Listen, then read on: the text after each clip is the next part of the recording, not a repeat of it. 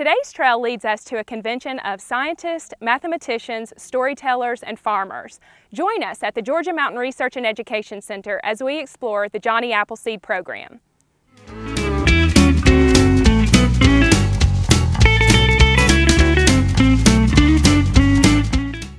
At the expansive Georgia Mountain Research and Education Center in Union County, hundreds of kindergarten students have descended to listen and learn the ABCs of apples.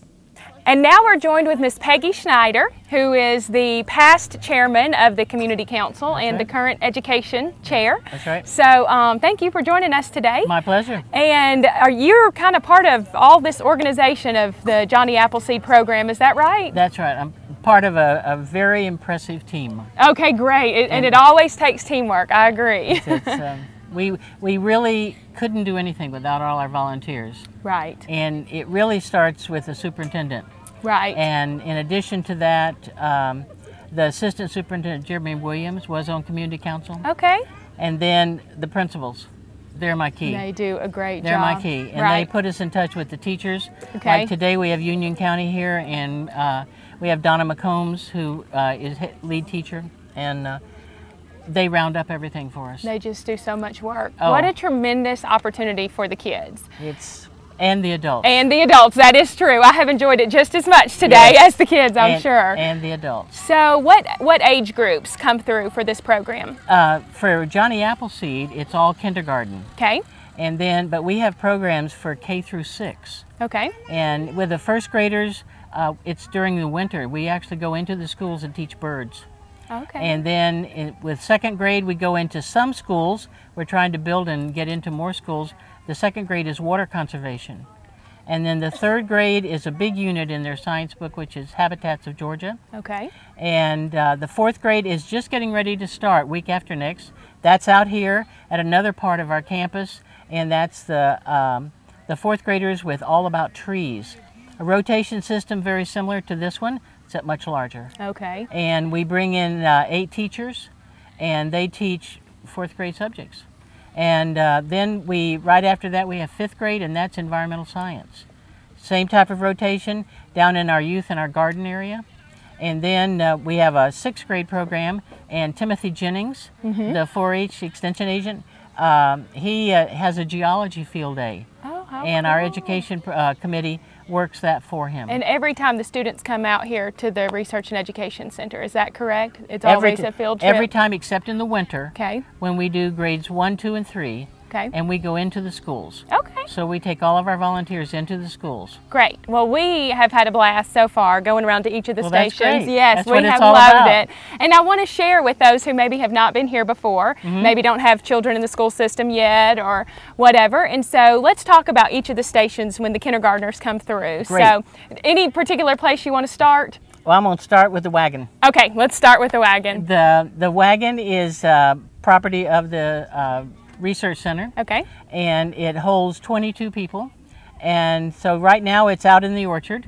And each class gets on, and they will take a 15-minute trip. Actually, it's 13 minutes so that we stay on time. Okay. And but through the orchard, we have 2 narrators on there. Today is Marcia Elliott, which is she's with the Retired Teachers Association. Okay. And also Timothy Jennings is another narrator on there today. And they talk about the orchard and how old it is and why the apples are different colors. Because remember that everybody here today is 5 years old. Right. So we've got to make sure they can relate to this. Exactly. Then when they come off the wagon, they're going to go to storytelling. Okay. And storytelling is a role playing where they have a farmer and a farmer's wife, and somebody's the cow and somebody's the mule and somebody's the pig, and the importance of apples and how apples are grown. They cut the apple, they see the star in the middle, they tell the whole story, and then they have a song, and they teach them all the song. In fact, one day we have a signer that comes here, and she's taught 2 days already this week, and they learn to sign the entire song. Which is tremendous, Yeah. yes. And the only bad part about the song is that all the rest of us sing it. Yes, it's already in my head. 24 hours. And then they move from there to apple counting. Okay. And they have a clothesline that has numbers hanging on it. And they try to teach the students if they point to the number 4 without saying it, they have to go into the bucket and get. We have these red squishy apples, and they have to go in and pick up that many, and then they hand that to somebody else. And if somebody has 2 apples, then we say, well, why don't you add 3 apples to that? So they go in the bucket, and now how many do you have? And so it's a number association. Perfect. The lesson at that stage. Right, and then they move from there to a beta apple. And beta apple is probably our most academic of all classes. Okay. Because, well, every class we have starts with state standards. Okay. Every program we have. And we use the state standards, and when we start with that, the beta apple is the one that really, because the kids learn how to get in sequence. So somebody is the tree, somebody is the leaf, somebody is the bee, somebody is the flower, somebody is the apple. Okay. And then we tell the story, and we put them all in line. Then they have to go back and sit down, but there's still those things. And then they have to stand back up and get in sequence. Who came first? And so it's a major state standard for kindergarten. Right. Then they're going to move from there to the orchard. Okay. And that's where they're going to meet Johnny Appleseed. And today it is Reverend Eddie Herring. And Eddie's been with this program since somewhere in the mid-90s. And he doesn't live in Union County anymore, but he comes up at his own expense, and he's always Union County, so that's the first thing we schedule, Union County, and we schedule Reverend Eddie. And he comes out of the forest, out of the orchard, excuse me, singing the Johnny Appleseed song. And he talks to them about the legend of John Chapman, who became known as Johnny Appleseed. Giving me the things I need, the sun and the rain and the apple seeds. The Lord's been good to me. Good morning, boys and girls. My name is John Chapman, and I was born on September the 26th, 1774 in a place called Leominster, Massachusetts. And my parents were Nathaniel and Elizabeth Chapman, but you don't know me as John Chapman. Most people know me as Johnny Appleseed. Well, I got started because my son came out here as a kindergartner my first year in Union County as the pastor of First Methodist. It basically was kind of boring to the little kindergartners. So I said to Joe Garner, who ran the experiment station, I said, you need to liven this up. You need to have the old man come out of the orchard and tell him about his life story, and you need have them singing and coloring and all this kind of stuff, because that's what kindergartners like to do. Right. And so he said, I don't have anybody to do it. And I said, yeah, you do. I'll do it. And so that started me off, and I did it. I was here 9 years, and I did it 8 of the 9 years I was here. And I've been doing it for Union County kindergartners ever since. So how did you learn all about Johnny Appleseed? Mainly I just researched it on the internet, and I've told the story so many times I don't even have to look at it anymore. Right. I just know it by heart. Right. So it's a good story to tell because he was an interesting man. Right. He was a very religious man, and it gives me an opportunity to talk about God in a school setting without them fussing at me. Right. Exactly. So what's been your best experience? Has there been a neat experience that you've had while doing this? Yes, about 3 or 4 years ago, one of the little kindergartners was a Chapman, and her grandmother came to be with her because her mother had to work, and she was she was of the line of Chapmans that are kin to him. Okay. And so she said to me, you do the old man about as good as anybody I've ever seen. And in fact, we still have the Chapman reunion in Leominster, Massachusetts, and we may invite you up one year to come up there and show the family the old man. Wonderful. And he never married. He was always single. Okay. And he was a very simple and humble man. Okay. And he believed in apples. Perfect. Any other fun facts you can tell us about Johnny Appleseed? Well, when I was pastor here, one of the little kindergartners went home and told his mama, said, "Mama, it didn't look like Pastor Eddie, but it sure did sound like him." Very good. All right. Well, we appreciate you joining us today. No and thank problem. you for volunteering to do this. Oh, glad. I enjoy it. It is just a joy to come up here. I mean, when you're with 10 classes of kindergartners, it doesn't get any better than that. Right.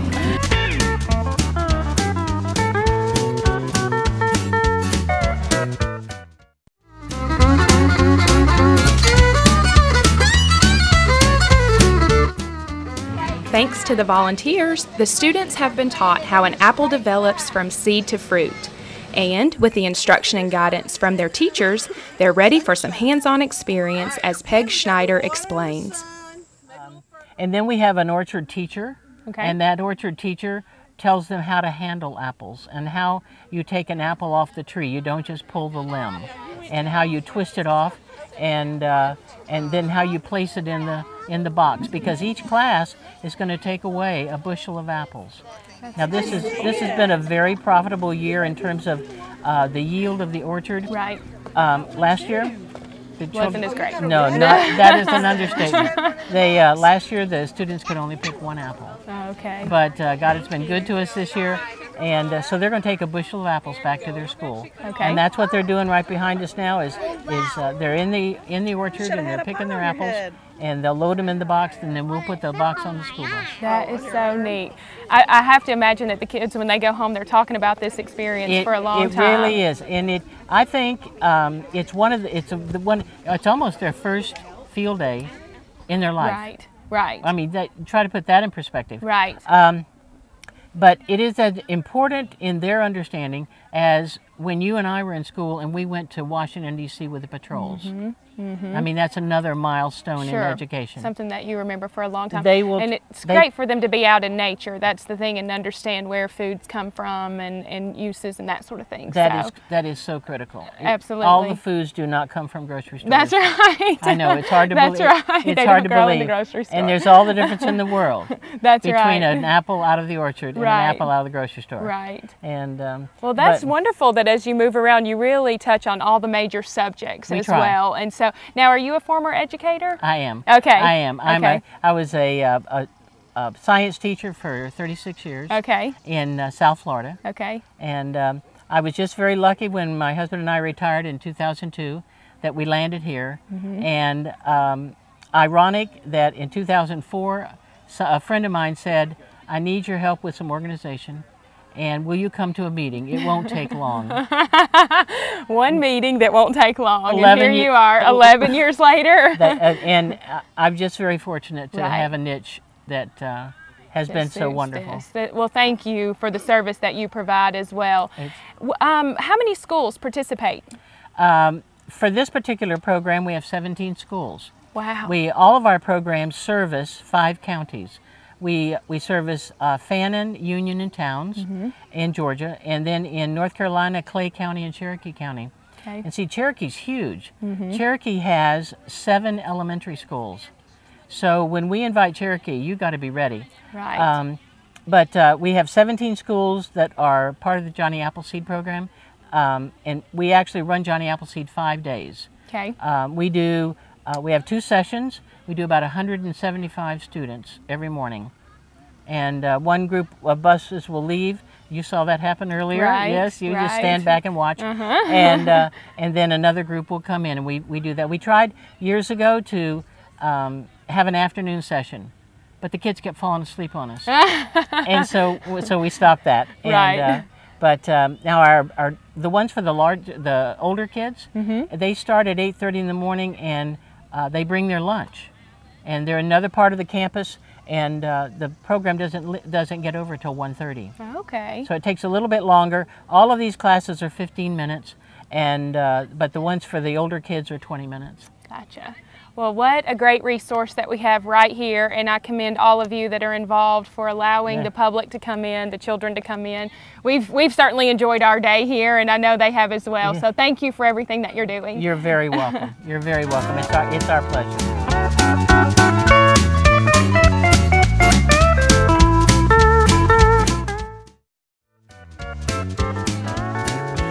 And now we're joined with Gordon Hewitt, who is the chairman of the Community Council here at the Georgia Mountain Research and Education Center. So that's what we want to talk with you about, is a little bit about the role of the Community Council, what all you're doing in our local community. So tell us, what does it mean to be chairman now?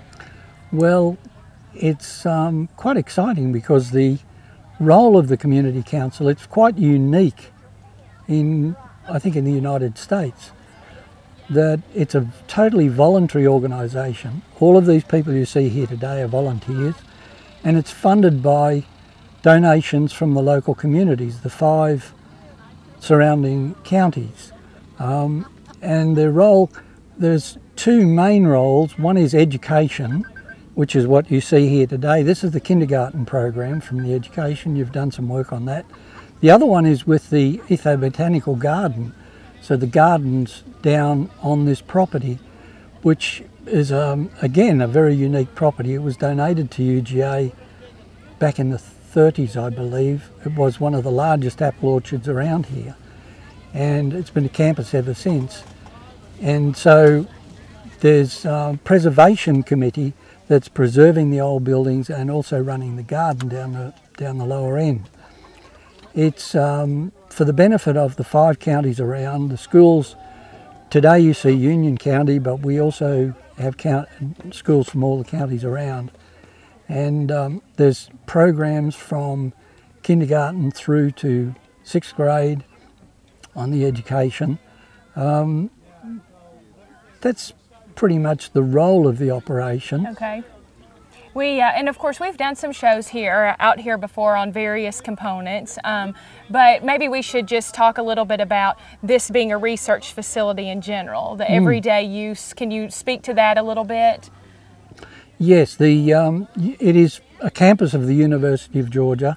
There's quite a few of the faculty from Athens use this as an agricultural research centre. Okay. I don't know of all of the programs that are going on, but they were growing corn to look at yields of corn. They grow apples for yields and for disease control, grapes, blueberries. There's quite a large amount goes through the year. And they also run cattle. There's about 200 acres down the back of the property that they run cattle on. So it's a very big research operation. And it's been as I said, it's been in operation since the 1930s. Okay. And there's some very important developments that have come out of this particular property. Right, right. Yeah. So at what point did the Community Council begin? I believe it was about 10 years ago. I don't have the exact date. Okay. But it was again local residents who thought they would use the facilities here.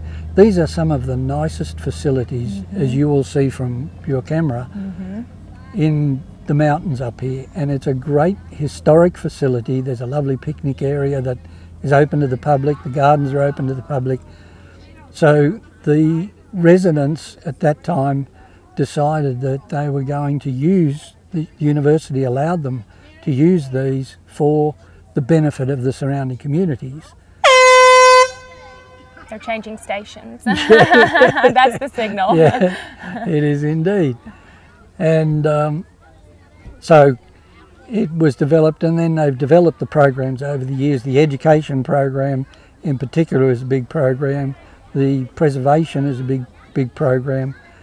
And we've talked some, we did speak with Miss Peggy about, a lot of the education programs, which are tremendous in terms of what all is done, and it's just so neat to see it in action being out here today.